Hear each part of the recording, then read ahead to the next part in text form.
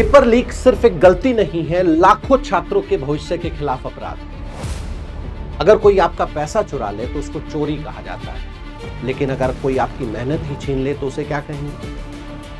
आज देश में बार बार हो रहे पेपर लीक सिर्फ एक प्रशासनिक गलती में नहीं आते, ये लाखों छात्रों के सपने, समय और भरोसे पर हमला होता है। और जब किसी का जीवन में इतना बड़ा नुकसान होता है तो उसे सिर्फ गलती कहकर नहीं छोड़ सकते।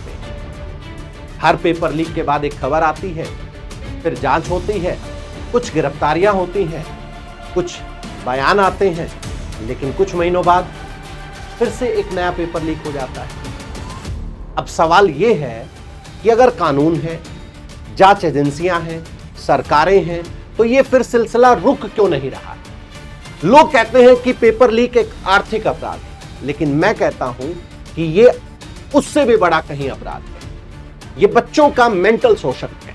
सालों तक तैयारी करने के बाद जब परीक्षा रद्द होती है तो सिर्फ एक एग्जाम नहीं टूटता, उस बच्चे का आत्मविश्वास भी टूटता है। ये एक इमोशनल शोषण है, घर वालों की उम्मीदों का, रिश्तेदारों के सवालों का, दोस्तों की नौकरी का, और खुद को बार बार समझाना कि चलो यार एक साल और कोशिश कर लेते हैं।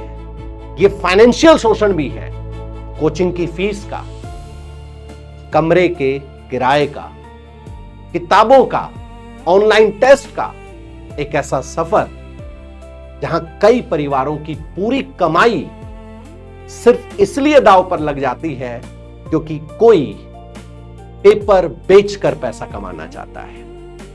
और सबसे बड़ा नुकसान ये उस गोल्डन पीरियड का है जहां 20 से 30 साल की वो उम्र जहां बच्चा अपना कैरियर बना सकता था, नई स्किल सीख सकता था, पर लाखों युवा सिर्फ एक ईमानदार परीक्षा की उम्मीद के साथ हर साल तैयारी करते हैं। आज झारखंड में जेपीएससी का बच्चा शांतिपूर्ण आंदोलन कर रहा है, ना तो वह कोई हिंसा दिखा रहा है, ना तोड़फोड़, ना अराजकता। वो सिर्फ इतना कह रहे हैं कि हमें एक निष्पक्ष परीक्षा चाहिए।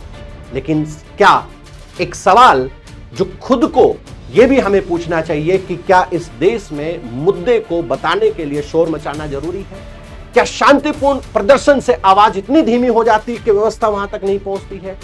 जवाबदेही अब तय होनी चाहिए। जहां भी परीक्षा आयोजित की जाती है उसकी परीक्षा की सुरक्षा की जिम्मेदारी तय होनी चाहिए। जो लोग पेपर नेटवर्क का हिस्सा हैं उनको ऐसी सजा मिलनी चाहिए कि भविष्य में किसी बच्चे के भविष्य को बेचने की हिम्मत ना करें। क्योंकि अगर कुछ महीनों में लाखों छात्र सड़कों पर होते हैं तो यह सिर्फ छात्रों का ही नहीं, पूरे सिस्टम की असफलता होती है।